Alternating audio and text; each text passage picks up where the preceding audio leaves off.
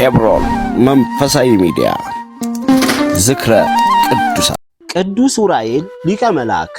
በዚህ ዕለት ቅዱስ ዑራኤል በዓለ ሲመቱ ነው። ዑራኤል ማለት መልአከ ዳህና ወሰላም ማለት ነው። ለዕዝራ ሱቱኤል፣ ለቅዱስ ያሬድ፣ ለአባ ጊዮርጊስ ዘጋስጫ ለመሳሰሉት ቅዱሳን ጽዋ ልቦናን አጠጥቷቸዋል። ወደ ሄኖክም እየመጣ የተሰወረውን ምስጢር ያያቸውን ራእዮች ይተረጉምለት ነበር። በድርሳኑ እንደተገለጠው በረዳትነቱ በአማላጅነቱ ብዙ ደጋጎችን ረድቷል። የክርስቶስን ደም በብርሃን ጽዋ ተቀብሎ የኢትዮጵያን ምድር የረጨ ሲሆን ሥላሴን በቅዳሴ በውዳሴ ከሚያመሰግኑ ለሰው ልጆች ለምህረትና ለብስራት ከሚላኩ መላእክት አንዱ ነው።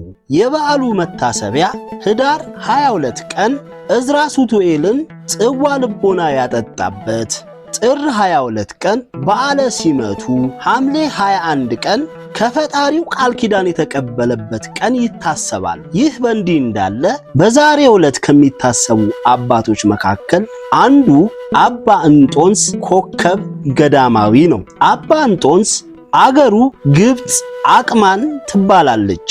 ወላጆቹ ክርስቲያን ናቸው።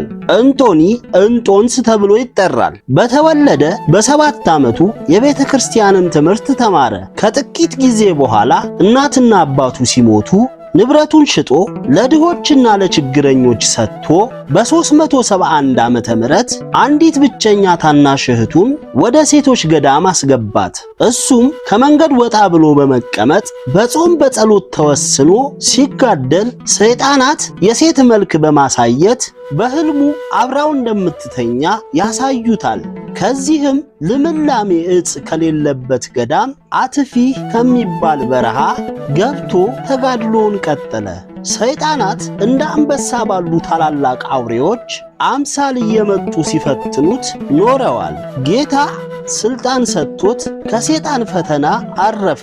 ምግቡን በዓመት 2 ጊዜ አብስሎ በፀሐይ ያደርቀዋል። ወደ በዓቱም ማንንም አያስገባም ነበር። በዚህም ሁኔታ ለ20 ዓመት ተቀመጠ። በኋላም በክርስቲያኖች ስደት በደረሰ ጊዜ በደመና እየተዘዋወረ አስተምሯል። ስለ ኢየሱስ ክርስቶስ መስክሯል። ነገር ግን በጌታ ፍቃድ የስደቱ ዘመን አለፈና ወደ በዓቱ ተመለሰ።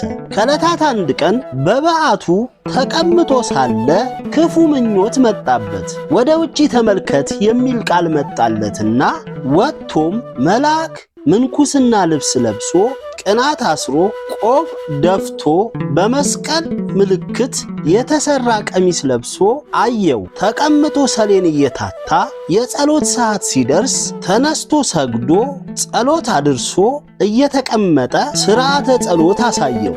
ከዚያም ኦ እንጦንስ ግብረ ከመዚ ይላል። ትርጉሙም እንጦንስ ሆይ እንደዚህ አድርግ ብሎ ከሰይጣን ፈተና ገላግሎት ሄዷል። መልአኩ ቅዱስ ሚካኤል ነው። ከዕለታት አንድ ቀን ጌታ ተገልጦ በስምክ የተማጸነውን በተስፋህ ያመነውን ገሃነመ እሳት አላሳየውም ብሎ ስለ ገዳማትና ስለ መነኮሳት ሁኔታ እስከ ዓለም ፍጻሜ ያለውን ነግሮታል።